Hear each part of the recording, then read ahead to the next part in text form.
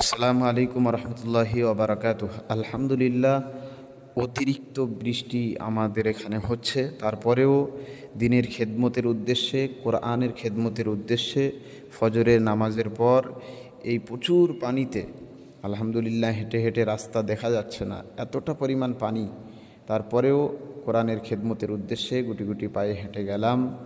দিনের খাতিরে বাচ্চাদেরকে কিছু ইলম শিক্ষা দিয়ে আসলাম।